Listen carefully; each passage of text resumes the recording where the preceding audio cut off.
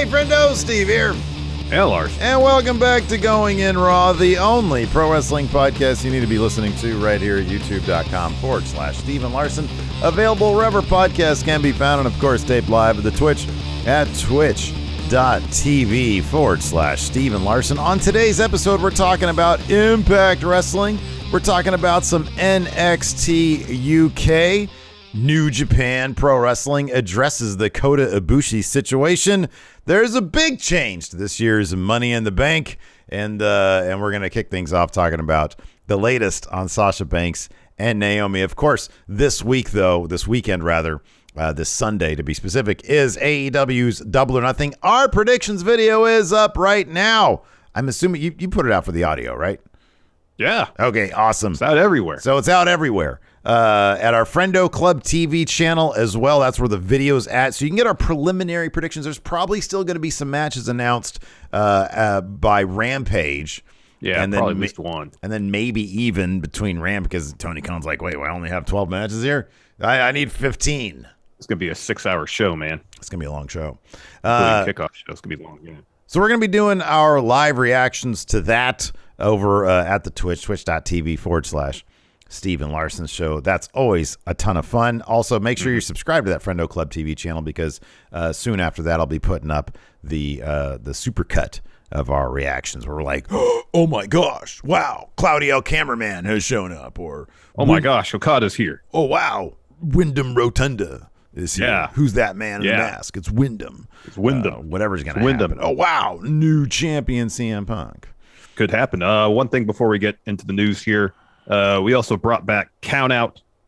That's our long-form podcast-length top 10 show. It's been kind of dormant for a number of years. Decided to bring it back, and we're going to start doing them regularly again. But check out the new one. It's on times where wrestlers told Vince, no, Vince. No, Vince. No, we're going to talk about two of those wrestlers here in a second. Real quick, I did want to mention this. Tomorrow, 8 a.m. Pacific, 11 a.m. Eastern, I will be a guest on the True Heel Heat podcast. So check that out on our community tab. I dropped the link there because it's the live stream on YouTube, so that you could do the link beforehand.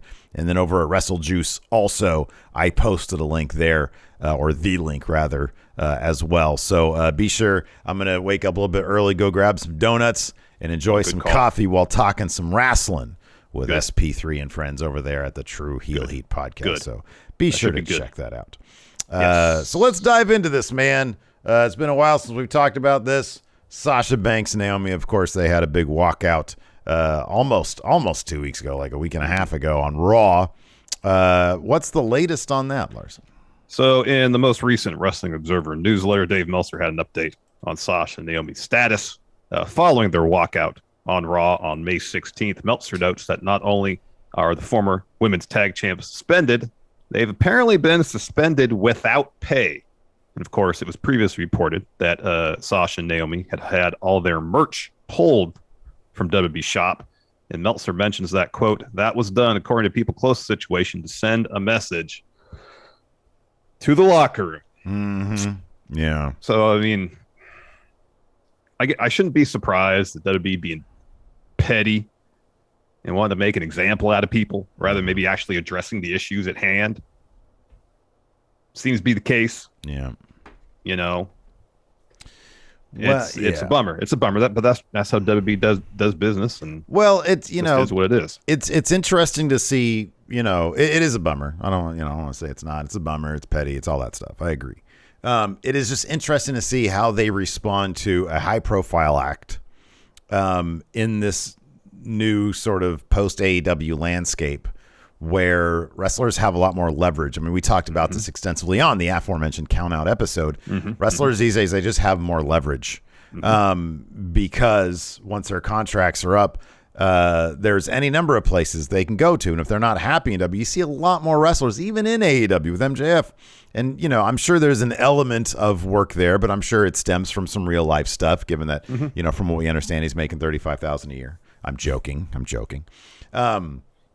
But, wrestlers are more apt to speak out. They're more prone to speak out and say, no, it doesn't work for me, brother.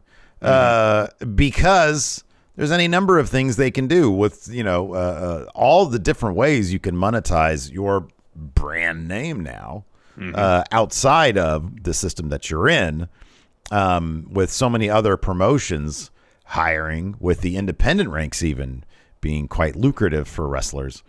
You don't need to just sort of take it anymore. Nope. And WWE, they're gonna fight back against that, because if you're a big company like that, you don't want the wrestlers to have any leverage. So you're gonna try to probably make an example out of people and make their lives miserable.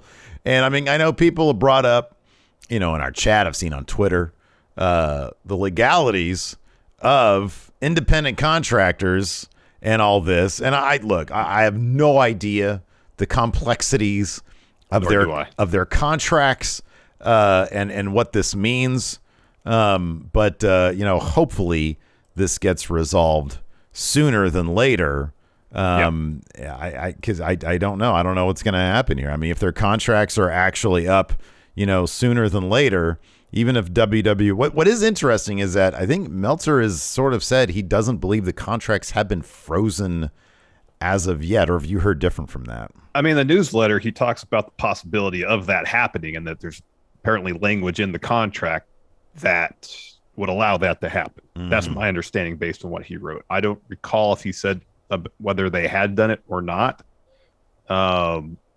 He brings up some examples of other people. Situations are different. Mm-hmm. Other people in the past whose contracts were frozen, mm-hmm. By and large because of they added time on because of injury. Mm-hmm. Yeah. And that all those people were getting paid their downside while they were out when their contracts were extended. The only comparable example I can think of would be CM Punk when he left. Because at a point they said that he was, I believe, suspended before he got fired. Yeah. I don't know if he was getting paid during that time or not. I don't recall. Well, I know. I don't remember what he said on the Colt Cabana podcast. I read a lot of that, the transcripts of that in advance of the count out episode. Mm-hmm. And as far as his actual guarantee, I don't remember about that, but I do know that one of the things that aroused suspicion was they started withholding there was a massive royalty check. Yeah, that I think he found and needed to be reissued or something like that. Or they just stopped sending his royalty checks, and he was like, hey, I know I've got some coming up here. And people are being really sort of sketchy, not calling him back, giving him the old runaround. And so he knew something weird was up. But that seemed, if I recall, that seemed to be the main thing that was sort of arousing suspicion, as opposed to his standard pay being withheld. I don't think that was the case. It seems like they were trying to figure out what to do with him, because even 2 weeks after the meeting with him and Vince was like, hey, pal, ready to come back? And he was like, no, I'm not. But I don't think he even understood that, he was on the precipice of being fired. But so in this case, I mean, it seems like both sides are probably pretty clear where they stand with each other. To be the case, yes. And yeah, I mean, I'm sure there'll be, I would suspect this isn't going to be like a Neville Pack situation where it literally goes 9 months or whatever. Yeah, 10 months or something like before we find anything out, given that we've heard anyways that the contracts are up within a couple months. You would think that would, even if they froze them, which if WWE wanted to make an example, they've probably already done that. It just hasn't been reported yet. Yeah. I mean, wouldn't that just add another 2 months to their contract? I think for Naomi, that's the reports are that her contract's up in a couple months. So yeah, you would think they would just add the time on that she has been out. So yeah, roughly 2 months. Yeah, I mean, 4 months goes by pretty quickly. We're just looking at basically, heading into the fall at that point. Yeah, you'll be in September then. Yeah. Yeah. So developing story, but yeah, like you said, it's a bummer. But it seems like a message is attempting to be sent. I know. I mean, granted, this is probably just my personality. Be like, okay, there's issues that need to be addressed, so let's sit and address them. Let's try to find a solution to a problem rather than potentially antagonizing all parties involved and making the situation worse. If Vince and Bruce or whoever from creative can sit down with Sasha and Naomi and actually try to find a way to solve these issues, where Sasha and Naomi can feel like we can come back and our positions will be respected and understood, and changes will be implemented. And then Vince could walk away from it saying, okay, we found a solution to a problem that doesn't alienate talent. Yeah, right. Because especially now it's a much more competitive landscape. We said for a while that AEW can't compete necessarily with WB in terms of size of platform, of audience, certainly not a revenue. They can compete to a degree when it comes to talent. Yeah, sure. In terms of signing talent for WB. So, I mean, WB for the longest time, they have taken their talent for granted in terms of the talent's leverage. And I understand they're trying to make an example out of Sasha and Naomi because they don't want wrestlers to have leverage. Yeah. Leverage is there nonetheless, especially if the magnitude of a star you are. More of a superstar, more popular you are, the more leverage you're going to have. Yep. I mean, if Wrestling News Now is to be believed, Larson. Oh goodness. Sasha and Naomi have actually been arrested. It says arrested. It says arrested. Oh, that's great. Also, she's been banned from WWE forever. Also, Roman has. And then there's one where Sasha Banks, he did a filter on her face where she's saying, "I'm sorry," right there. Oh my goodness. Goodness. And they're vacating the titles too. So, yeah. My goodness. One of these days, man, in April, next day, I know it's a long way away. Next day, April Fools, we got to just cover Wrestling News Now stories as if they're legit. Sounds good. That sounds like a good idea. We'll do that. That sounds like fun. So let's move on to this other story. This one's a bit surprising, although once you get into the numbers behind it, not so much. So WWE announced yesterday to Money in the Bank ticket buyers that the event was moving from Allegiant Stadium in Las Vegas, which is a huge football stadium. Oh, yeah, huge. To the MGM Grand Garden Arena. It's like the size of my backyard.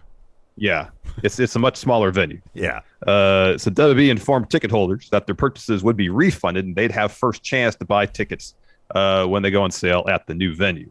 So, of course, WWE's not going to officially confirm this, but it does seem that the show was moved due to slow ticket sales.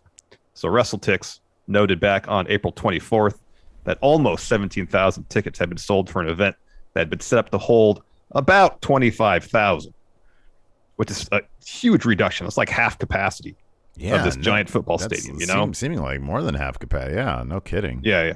In an update, WrestleTix tweeted Thursday, quote, "My final estimate for the setup was 24,867, which means they had roughly 17,924 tickets distributed. MGM Grand Garden Arena will likely have a setup of around 12,000. Pre-sale is next Wednesday, 10 a.m. Pacific." So they went to a venue that is going to hold about half as many people as they intended to hold a football stadium. However, they already sold about 18,000 tickets. This new place only holds 12,000 people. So about 6,000 people, too bad. It's going to be a sellout.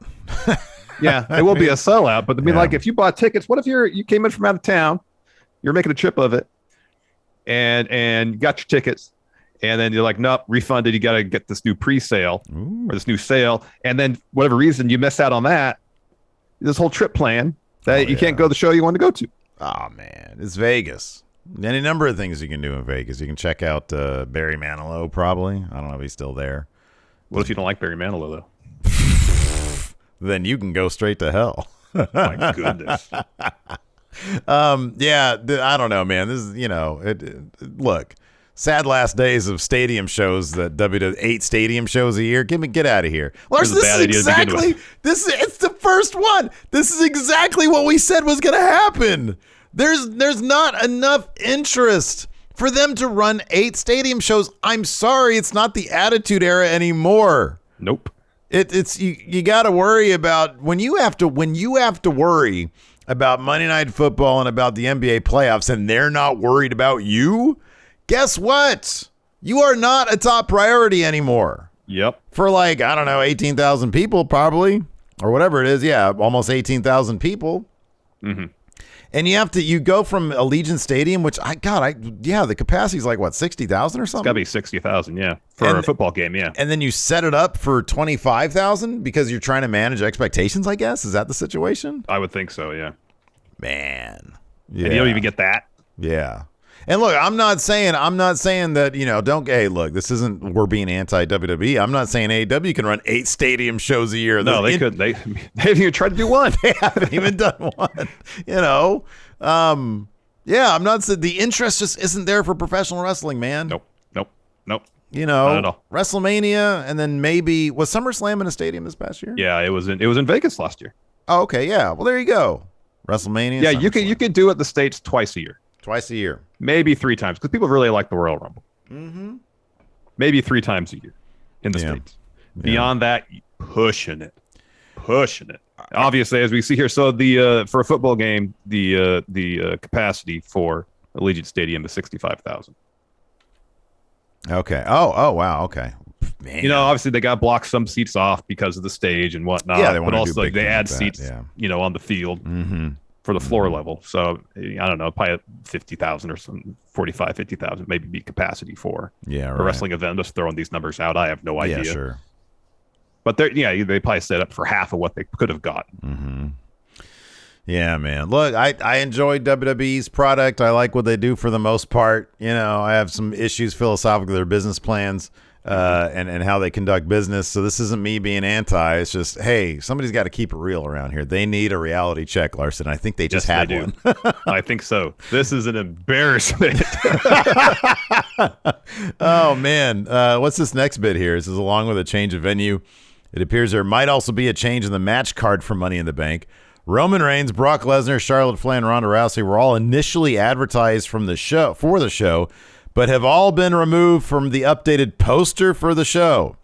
Dave Meltzer reported that there were plans for Roman to face Riddle at Money in the Bank, but obviously in the WWE, plans can quickly change. So they're going to try to take Money in the Bank. They're trying to put in a huge stadium show to make it like the 5th major pay-per-view of the year. Yeah, right.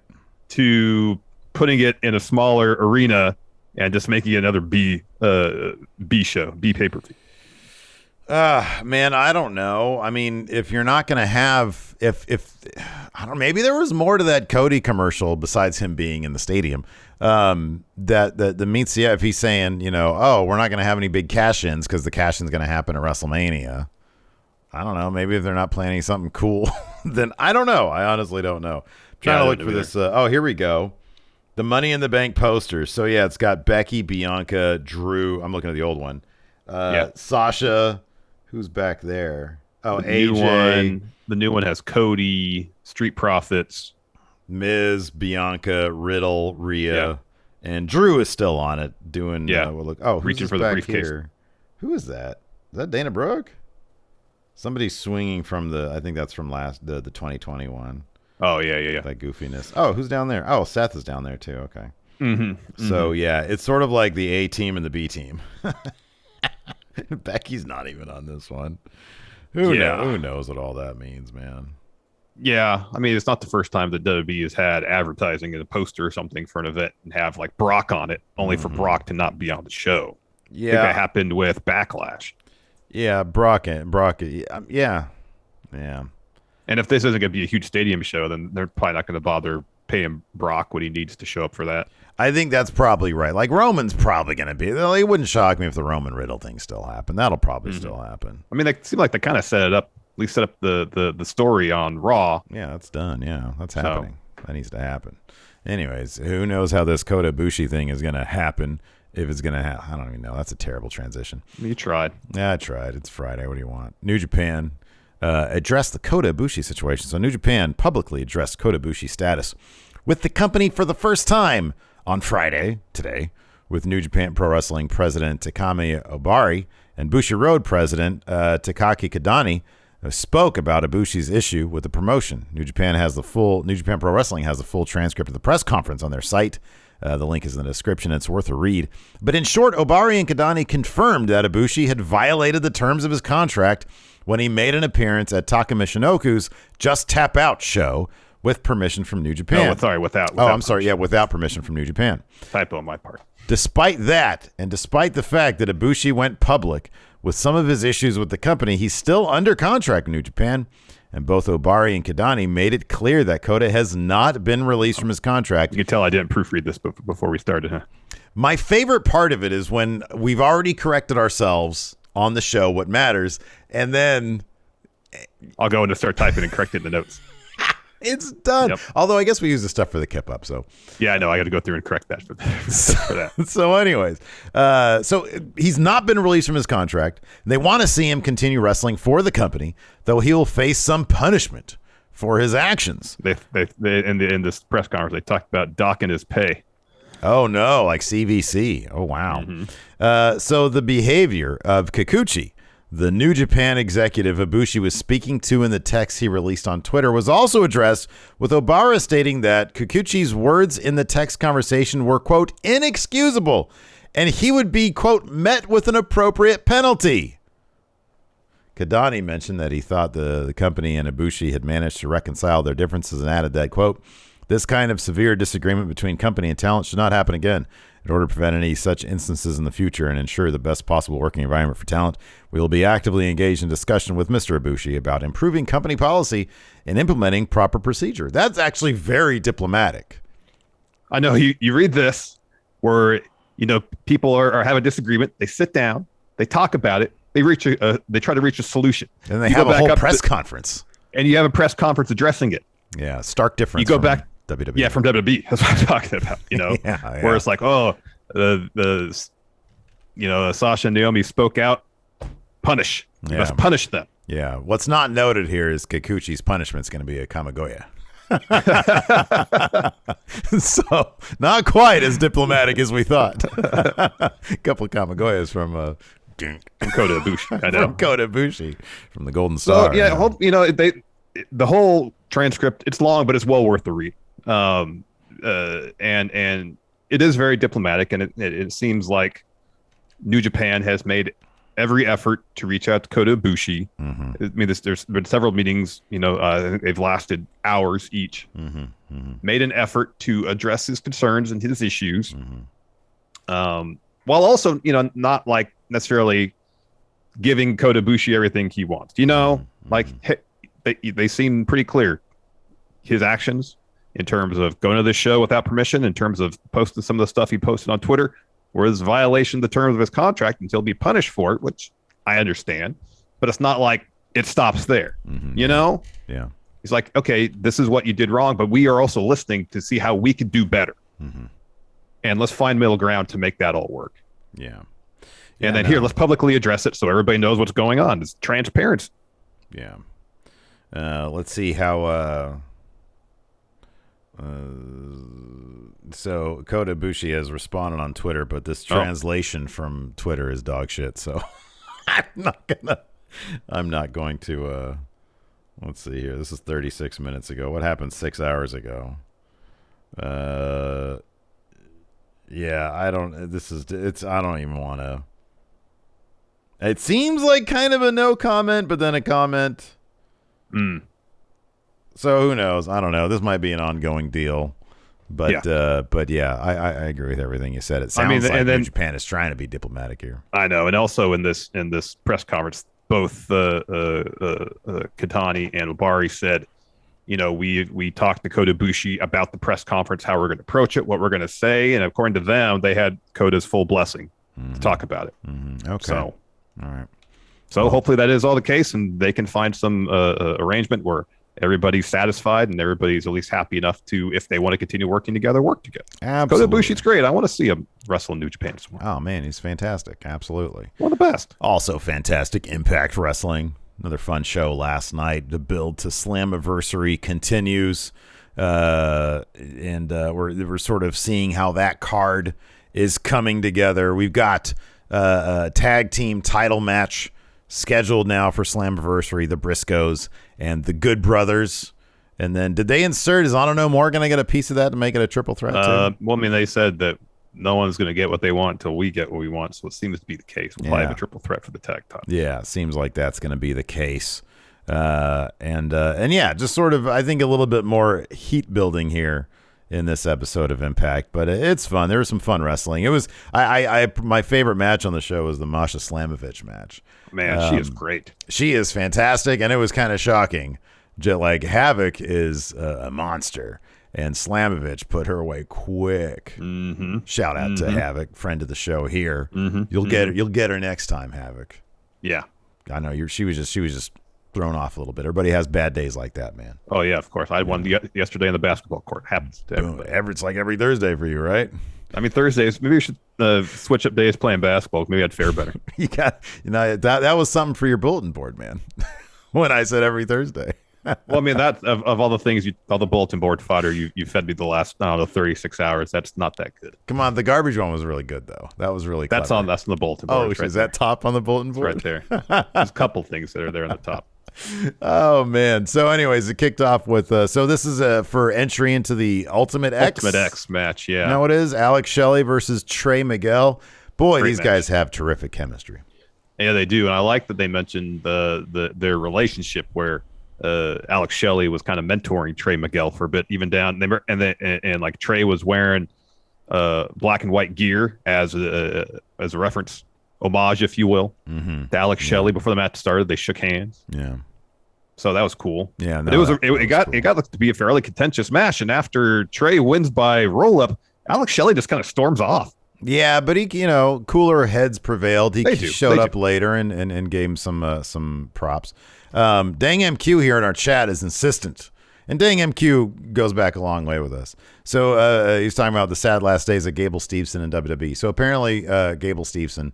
He's going back to school for another year. Yeah, he's gonna continue to do the amateur wrestling. Mm-hmm. So this isn't the end of Gable Steveson in WWE. It's just maybe it is. But seemingly he's just sort of putting off. He's probably heard from Damon Kemp. He was like, yeah, man, they're jobbing me out of this Shaw Samuels guy in the UK. We'll talk about that a little bit. But now Damon Kemp has got Wolfgang with him. Oh, yeah, I know. Exactly. He's got a Gallus boy with him. That means he's going to be on top. On top, although Gallus on top seems, as a group, highly unlikely going forward. Talk about that a little bit later. Yes, we're getting ahead of ourselves. So, yeah, Alex Shelley versus Trey Miguel, really great match. Mentioned Trey wins with roll up. After that, we get a Briscoes and Josh Alexander interview. Briscoes saying they're the baddest tag team on the planet. They beat Violent by Design for the titles and then beat him in the rematch. And then Violent by Design still wants to jump him after the match. What gives? And so Josh says tonight they're going to put to rest their beef with Violent by Design. He says Eric Young might have done everything there is to do an impact, but I'm the future of the company now. And as the Briscoes turn to leave, they walk into the Good Brothers. And Gallo says, hey, if you want to be considered the real tag champs, you got to beat us. And then Carl Anderson says, your reign doesn't count until you beat the Good Brothers. Yeah. And then Briscoes will say, let's make it count then. They all both start saying the same thing for a good solid minute, just standing there saying, let's make it count, make it count. Let's make it count. Run it straight, make it count. Let's make it count. Let's make it count. Make it count. After that, we had Masha Slamovich versus Havoc. I mentioned this. Masha's able to get Havoc up with a snowplow, finishes that match pretty quickly, and then Rosemary comes out just shocked. She's like, what the hell was that, man? So, that was good stuff. After that, backstage, Trey Miguel gets a bunch of congrats from his buddies, including Blake Christian's there, and then Alex Shelley rolls up, and he's like, okay, you did good. You did good. Yep. And so he gives him a hug and then walks away. And then Kenny King steps in, just starts talking all sorts of shit to both Trey and Blake, calls Blake a nobody, claims not to know who he is, and he calls Trey a hothead. Kenny says, you know what, if Blake wrestlers him, according to your notes here, maybe someday you'll be somebody. Blake challenges Kenny to a match, tells him to put his Ultimate X spot on the line. Kenny agrees. You gonna wrestler me? Who wants to wrestler me? Oh, here we go. Yeah, says if Blake wrestles him. There you go. The correction in the notes there. No, my favorite is when you start making extensive changes after the fact, and it starts moving all the notes while you're trying to read it. I know, it's great. Yeah, I'm at your whims there. You've got the power. I do. Did you get to the point where Blake challenges to the match and says, yeah, put your Ultimate X spot in the line? And I got all that. Kenny King's all, no. And then eventually Trey Miguel talks crap, and then he does. He puts the spot in the line. So we're going to have Blake Christian versus Kenny King for that Ultimate X spot? Are they going to take that Ultimate X spot away from Kenny King? I don't know. Maybe something else. Kenny King's terrific, but Blake Christian... Both really good. Both really good. Nodding my head. Yeah, they put them both in it. Hey, do they both get to get in if it's like a double count out or something? Yeah, do double pin. Do a double pin. They both win. Everybody wins. And the fans win. Exactly, because the match would be great. Yeah. Talking about a great match. Rich Swann versus Matt Cardona. Rich Swann cuts a promo looking for this match, saying the former Zack Ryder's been ducking him since he issued his challenge. He says, if you won't come to me, I'll come to you, and I'll take that digital media title off your hands. And in the meantime, he challenges the broadcaster, Matt Raywold, formerly known as Aiden English. Yeah. Matt Drama King, to a match for tossing him out of that gauntlet for the gold. And so that match is going to happen, I think, next week. I think so. I think so. Then we had match Chelsea Green versus Jordan Grace. This match was a lot of fun. Oh, man, this was a blast. It was fun. And then Jordan Grace gets the win with the Grace driver. She has momentum heading into the Queen of the Mountain match. Important to have momentum. Yeah. After that, Honor No More walks up to Scott D'Amore to try to do some politicking. They should align with Scott D'Amore, and they'll call themselves Honor No D'Amore. D'Amore. That's good. That's good. That's so stupid. That's great. That's what they should do. Do not encourage that. No, that's fantastic. I don't get what the deal is with PCO. So he's here with them, and the next week he's tagging with Morrissey. And I'm like, I thought PCO was a heel. Nah, he's too over to be a heel. He's a heel when it's kind of convenient. That's what's kind of cool about him. They can sort of slot him in anything. He needs to stay away from these losers, though. Yeah, that's what I'm saying. I fully agree with that. He was having so much success away from them, and I kind of feel like the reason why is because he was away from them. Yeah. They are a pack of losers. And this little promo bit here sort of addressed that. Oh, they're just whining and complaining. They just want. So Bennett's talking about how he wants Scott D'Amore to address the situation where Good Brothers hurt Maria last week. And Taven's like, yeah, we want to have a match with them. And Scott D'Amore says, well, I could see why you'd want a rematch. And if you had asked me 10 minutes ago, we'd been good. But now Good Brothers, they can't face you at Slammiversary because they're facing the Briscoes. Eddie Edwards gets right to Scott D'Amore's face and said, if we don't get what we want, then nobody does. And the entire time, Scott D'Amore is just acting like this is a massive inconvenience. He's not intimidated or threatened. And you'd think that'd be sort of the point of having a big faction like this coming in is, hey, we can bully people into getting our way. Instead, it's like a glorified HR meeting. No one's scared of him. Nobody. Nobody's scared of these Given guys. No reason to be scared of him. Yeah. After that, Deonna Purrazzo has an interview. She says, anytime anybody comes into Impact and wants to make a name for themselves, they come after me. Says, I don't have to be double champ, to be the face of the Knockouts division. Said, nothing's going to change that. At Queen of the Mountain, I'm going to continue to make history. Then she's interrupted by Tasha Steelz. She says, I defeated 5 other women in the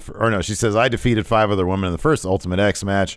She says, I'm not there to fight you. She says, Savannah Evans is facing Mia Yim next week. So Tasha invites Deonna to ringside for the match so they can end the Mia Yim problem before it begins. So an alliance here, to say, let's take out this person who is, super powerfully booked here in the company with her cool Jabberwocky entrance and everything. Take out the Jabberwocky dancers. Oh, so she doesn't have the cool entrance. And then that'll she'll be off rob the game her of her confidence and power.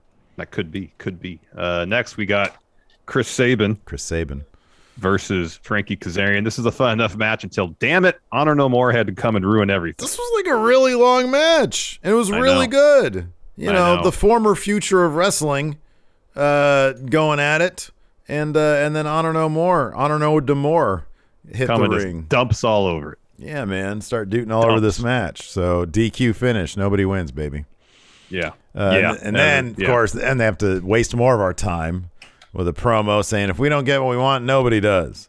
Bennett says this company has no... He goes on and on about Maria getting hurt at the hands of... Good Brothers. Of the Good Brothers, yeah. But, wait, who actually speared her? Wasn't it, him? Yeah. So, anyways, Bennett says this company has no respect. Eddie says Impact's been showing disrespect and dishonor for 20 years. Heath and Rhino, of all people, step in. Says they're ungrateful pieces of crap. He's like, I got laid off and I'm fine. Impact gave me the opportunity to make something out of my career. Rhino says the same thing. He says, you're just complaining pieces of shit. Then they start to brawl. A ref and security come in to break it up. Yep. So they'll have a match. Next, we got Shira and Raj Singh versus W. Morrissey, and Bhupinder Kujar. And then, Bhupinder's finisher is pretty awesome. That spear off the second rope. It is, yeah. It's great. Yeah, he hits really that cool on Singh to get the win.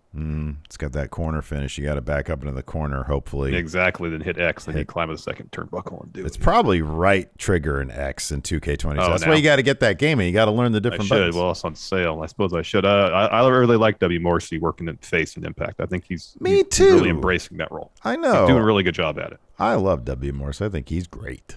And you can't teach that. After that, we had a Moose interview. He's talking about Sami Callihan. He calls him a fraud. So cheesy. Says Sammy's scared of him. He says that's why so he keeps attacking him from behind. Last time we faced off, I broke his ankle. And then Macklin steps in. He says, hey, man, you need to get Sammy out of your head. We got a match next week. We're teaming up. Moose says, he's not in my head. I'll be ready next week. And then, it glitches out. So what sort of lost it here.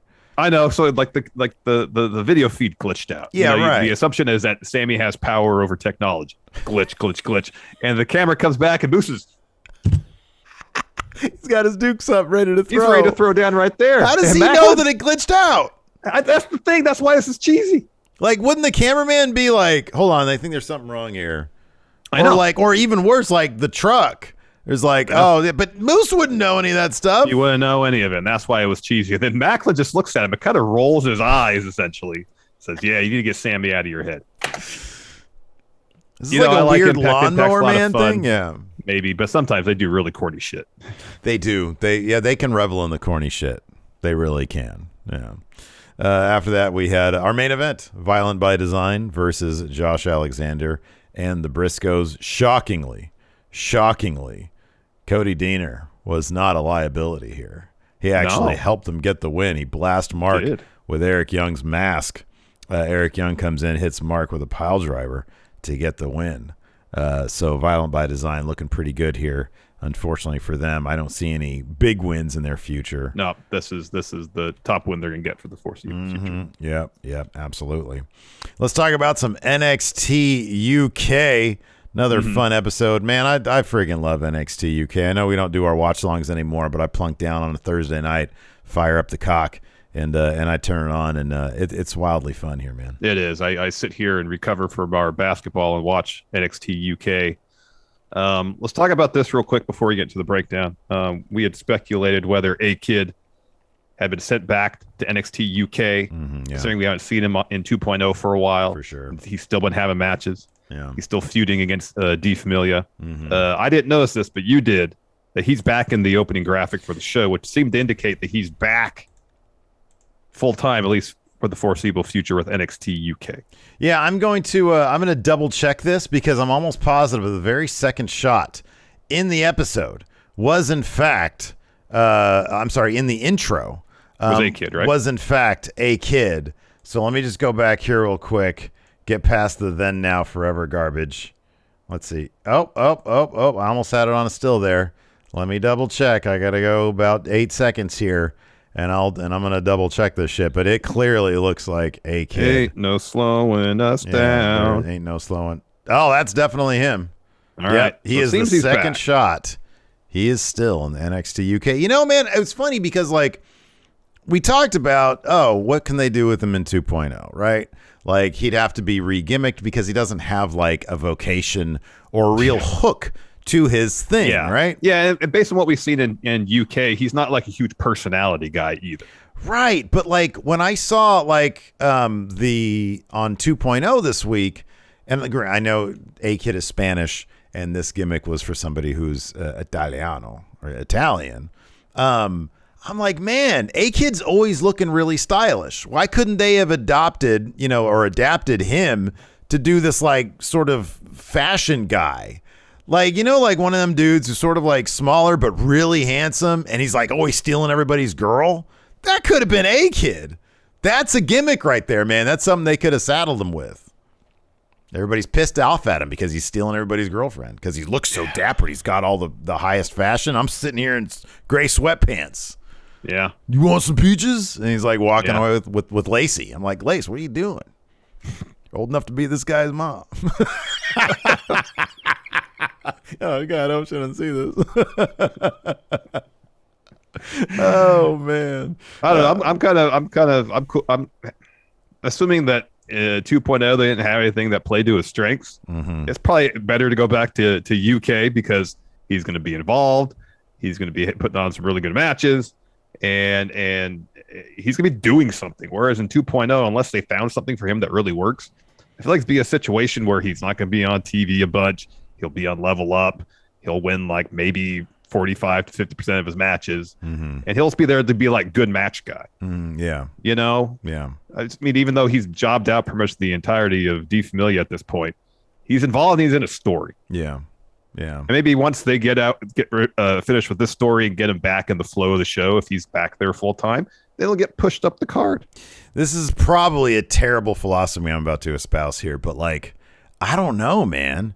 I kind of feel like if you're going to climb up the ladder in WWE, you got to find because that's one thing that he's kind of like. Look, he's phenomenal in the ring. He's a phenomenal wrestler. But the one thing that we've learned is that you got to have something else. And if 2.0's thing is let's find some gimmicks for these people who aren't bringing anything but the good in-ring work.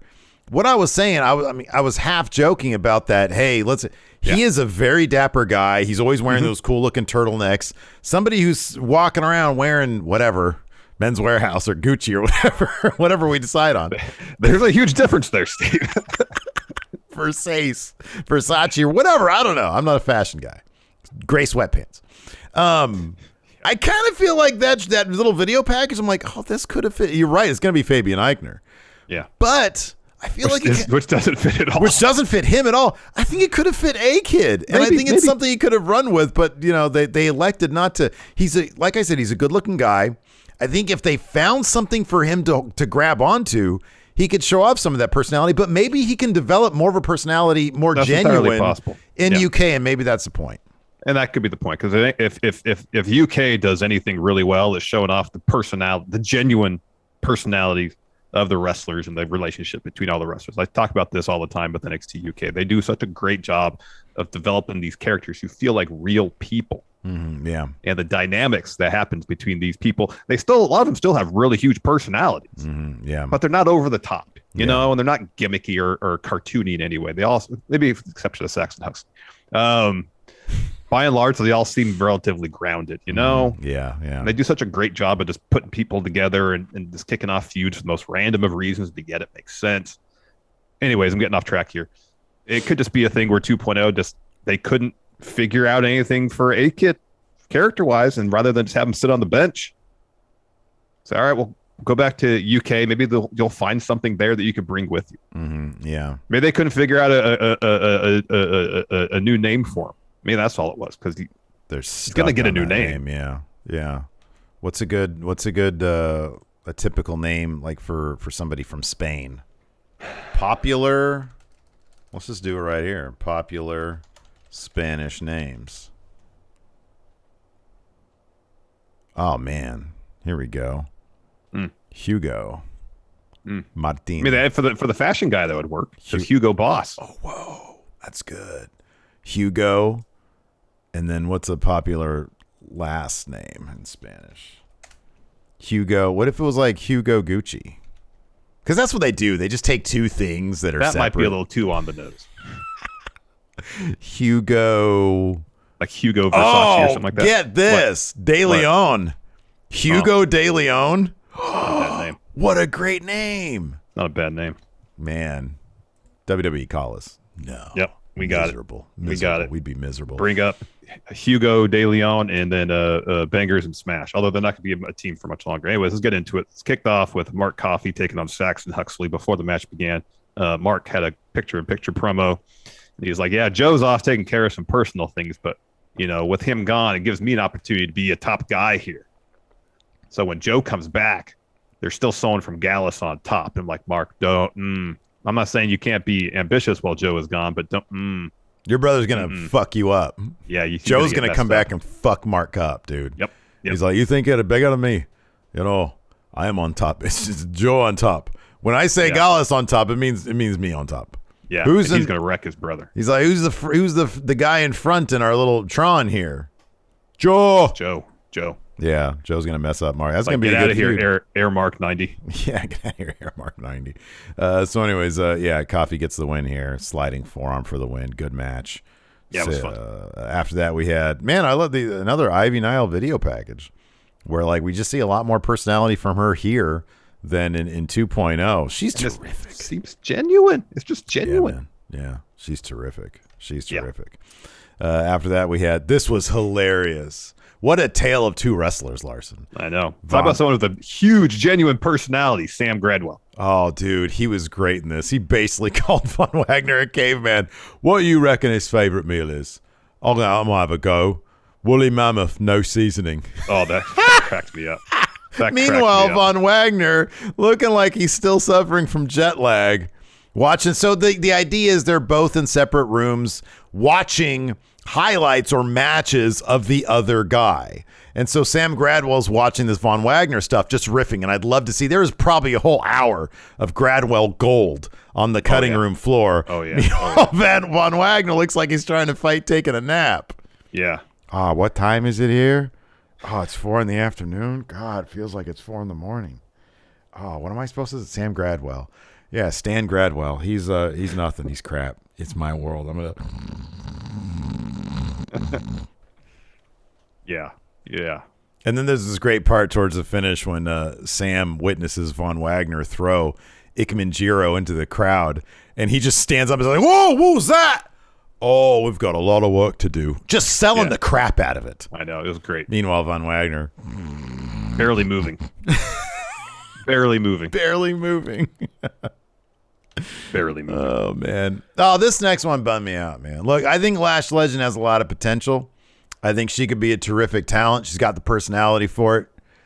She had a match, of course, with Amelia McKenzie. Now, we knew this was going to happen because, she like referred to Amelia as like a valet, like attendant or whatever. And so this match happened, but like, man, they couldn't have done this with like Nina Samuels or something. Somebody a little lower on the ladder than Amelia McKenzie, because Lash Legend picked up the win here with a pump kick. Mm-hmm. I don't like it, man. I don't like it. Yeah, I understand that. It's not like Amelia McKenzie's been booked as, like a force to be reckoned with in NXT. No, UK, but though. she should. She should. Oh, I agree. Doesn't this take her a step back, though? Like, they started to give her wins on her road up to a confrontation with her mentor. With Mako, yeah. And then Lash Legend comes in and just sort of doots all over it. Change of plans, I guess. I'm not I like Lash. I think that she's got it. It's just going to take this match was a lot of reps. About. Yeah, it was good. They put her in there with like their best wrestler. That's not Mako Satomura. Mm-hmm. Because it could be a good match. Mm-hmm. Jenny? Oh, Jenny's hurt probably, huh? Yeah, maybe. Bring back Joseph Connors for this match. Have him take the loss. Oh, gosh. Jenny. So then we have Mark Andrews. He's leading a camera crew towards this meeting room. And inside this meeting room, Kenny Williams is talking to a couple people about this conspiracy, about this masked individual. Mm-hmm. So Andrews walks in and says to Kenny, "What is all this?" And then Kenny says, "Oh, there is this person that's stalking me. It's really troubling me. I'm worried about it." And Andrews says, "Well, you should stop worrying about that. Worry more about our match that's happening in 2 weeks." And they start kind of shouting at each other. Eventually, Andrews leaves. And then the people in the room with Kenny Williams tells him he needs to clean all this stuff up because he's posted like signs and stuff on the wall. I got the idea that these guys were like low-level security guys. And I love it because they're telling him, you need to clean this stuff up. I know. He's trying to convince him of this grand conspiracy, at the end of which they're like, you got to get the stuff out of here. This is a mess. Right. After that, we had Shaw Samuels versus Damon Kemp. This rivalry stemmed from Shaw Samuels being a bookie. Having Damon Kemp's odds so low that it offended Damon Kemp.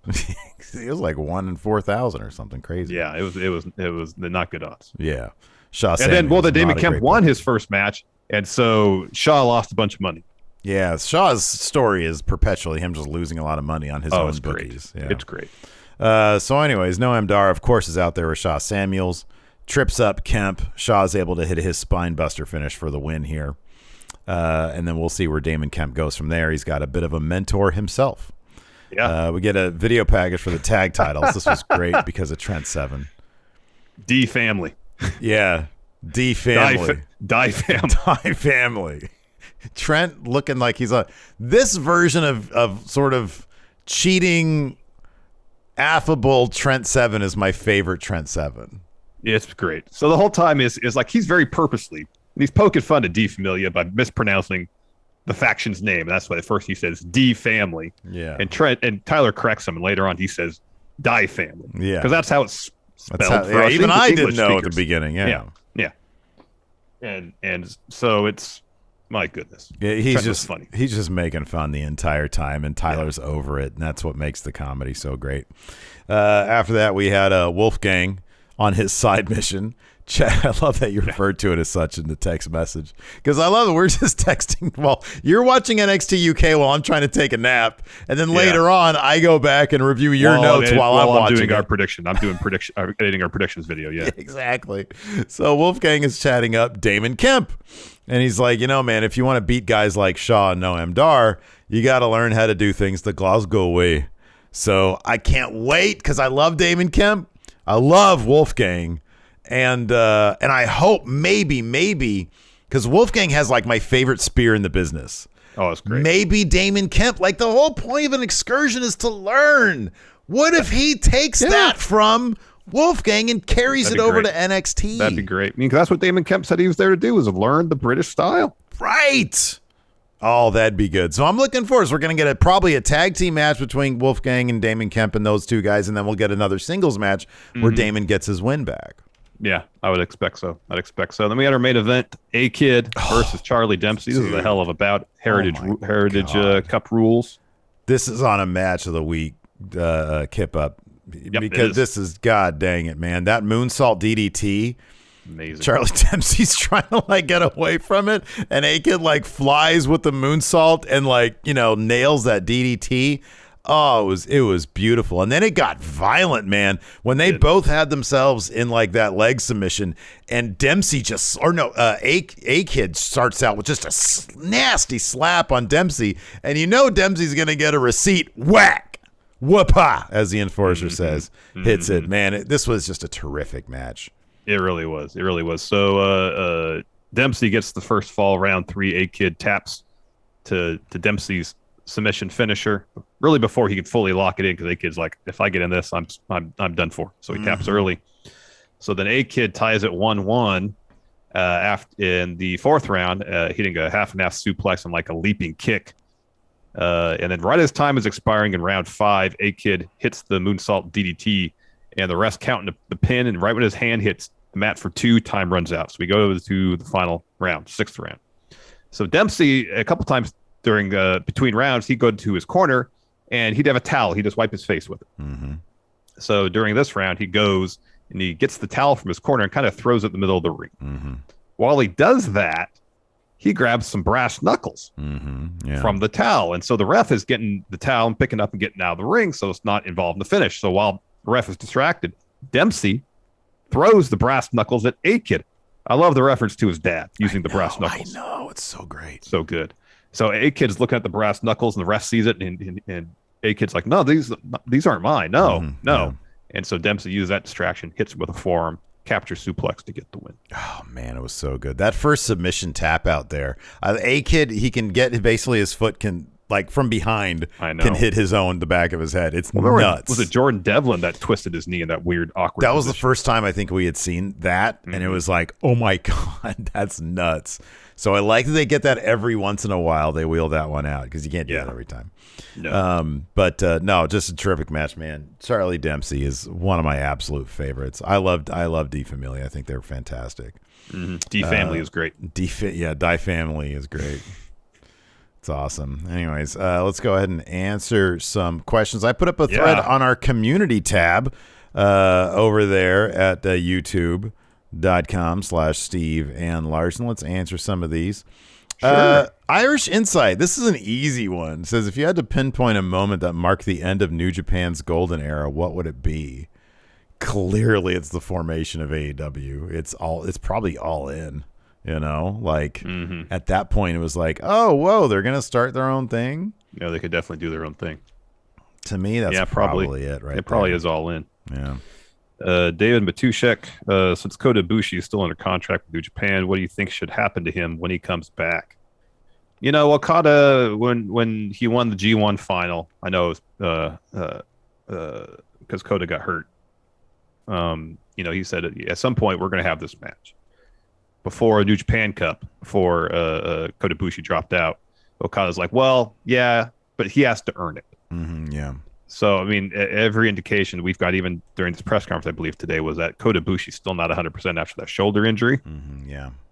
So I don't know how long it's going to be till we see him in the New Japan ring again. Yeah. But he's got to come back, and they got to build to that match against Okada. That's what it has to be. Yeah. No, absolutely. I agree. Let's see here. I'm just trying to do something. It says, do you think when AEW introduces the women's tag titles, are they going to get more time? I think AEW, they just the way they do it, they focus on like one thing at a time. They have the background stuff happening. And they do that with like video packages and whatnot. But like they get one match on Dynamite every week and one match on Rampage usually. Usually, yeah. So I don't know. I mean, you'll probably see more women featured on TV for a period of time that they're deciding who's going to be the champions. Will it lead to more minutes per episode of women's wrestling? I kind of doubt it. I think Tony Khan has a very specific roadmap for each episode of Dynamite. So I kind of doubt long run it's going to make much of a difference, but I hope I'm wrong. Yeah, everything you said. White Brownie, with it being teased that Gunther will go after the Intercontinental title, can you see them booking him like his UK days if he wins, or does it become an afterthought like the others? I don't know how in any universe we could have a talent like Walter on your roster and then think for any second he could be an afterthought. I'm saying this from WWE's management position. If you got a guy like that under your employ, you just don't put him on the sidelines or not have him defend the title on pay-per-view. Right. You have him go out there and you have him beat the hell out of people. Yeah. And if they don't do that, then they don't know what they got. Yeah. Of course, we said that about countless people too. Yeah. As far as what they'll probably do, I think with Gunther having the IC title, it'll be a step above what they've been doing over the past year. I think they've invested a bunch into his presentation and into his, sort of re-debut as Gunther. I hope that everything we've seen, he's not going to take any titles off Roman or anything. He's not going to be a world champion, but maybe he'll have the IC title for like a year and just dominate that scene. I think that's a possibility, and I hope that's the case. At the very least, that Intercontinental Championship will be defended in September at Clash of the Castle. Yeah. At the very least. And hopefully just by him having it, it'll feel more important than it's been portrayed on TV in quite a while. And hopefully he'll defend it regularly, and that'll only help that. Especially he's out there defending it and wrecking everybody. Absolutely. This is a good one. Alex Foster says, what would Gacy have to do to convince you to be his druids?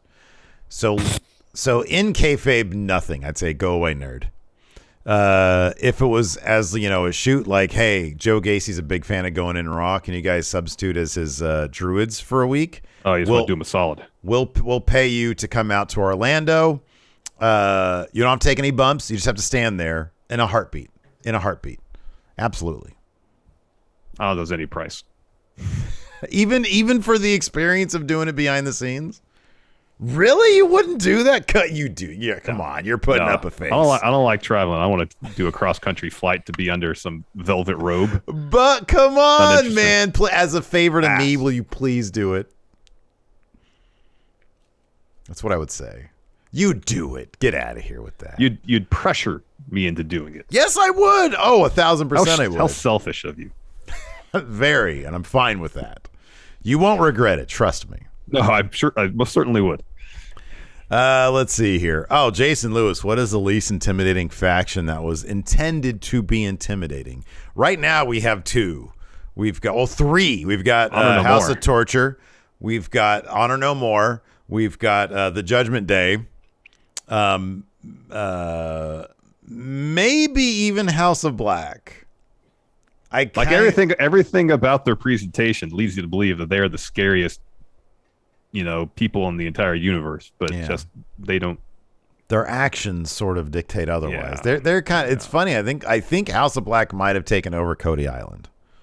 Like they don't really interact with anybody but like Death Triangle and Fuego, and it feels like forever since that's been the case. And the Pillmans. Mm-hmm. Let's see here. This is good. Braden Fletcher says, "Who is your favorite random member of a faction?" He says his is NASCAR driver Kyle Petty being a member of the NWO. Mine is Scott D'Amore being a member of Bullet Club. Yeah, that's good. Because he's technically, or I guess Jeff Jarrett. We didn't talk about that, by the way. Jeff Jarrett is now going to be back with WWE, a high-level executive with WWE. And so I'm assuming they're just going to drop that angle in AAA. I would think so. Yeah, which is probably for the best, to be honest with you. Yes. That was a low light of Triple Mania. It really was. Random member of a faction. Oh, I'm drawing a blank here. I'm pressuring myself to come up with a really good answer. Well, here's not a terrible one. I know he was just a hired hand, but for one episode of Dynamite, Jeff Cobb was a member of the Inner Circle. It's true. He did more than Kyle Petty did as a member of the NWO. Again, true. I think Kyle Petty just had the logo on his car. I think he did too, yeah. He might have. We probably wore the shirt. Oh, yeah, I'm sure he wore the shirt. We'll end on this one. Dylan LaHoo says, what has Hilton been up to? He's doing Hilton stuff. I mean, he's just being Hilton. Typical Hilton stuff. Mashed potatoes, Chicago Bears, Sacramento Kings. Mm-hmm. Emmy winners. Yeah. Emmy award winner. Emmy winning. He's winning Emmys every week. Yeah. Anyways, that's a good one. Cameron says Rick Rude and DX. Oh, that is good. That lasted like a couple weeks. Yeah. Anyways, that's going to do it for us. Thanks everybody for tuning in. A little bit later in the day on our Twitch channel, we're going to be doing some video game there. Yeah. We're going to be doing some video game. So come check that out at what time are we doing that? 3? Yeah, 3 works. 3 p.m. Pacific, 6 p.m. Eastern. Come hang out with us. We're going to do a little bit of GTA. I think we're going to sim some 2K20. We're going to sim some double or nothing matches. Yeah. What, like 3 of them probably? 6. Those matches, the sim matches are not long. We'll see where it goes. All right. But I think, for an hour, we might be able to get like 6 matches in. They don't take that long. All right. Yeah. Anyways, thanks everybody for tuning in. Appreciate it. Till next time. We'll talk to you later. Goodbye. Hey, what's up, everybody? This is Stone Cold Steve Austin impersonator Phil McDonald here to tell you to go support Going In Raw and Friendo Club at patreon.com/Steven Larson. They got bonus episodes, ad-free audio, a weekly newsletter rounding up the week in wrestling news, and a bunch more. Patreon.com/Steven Larson. Go support or get hit with a stunner.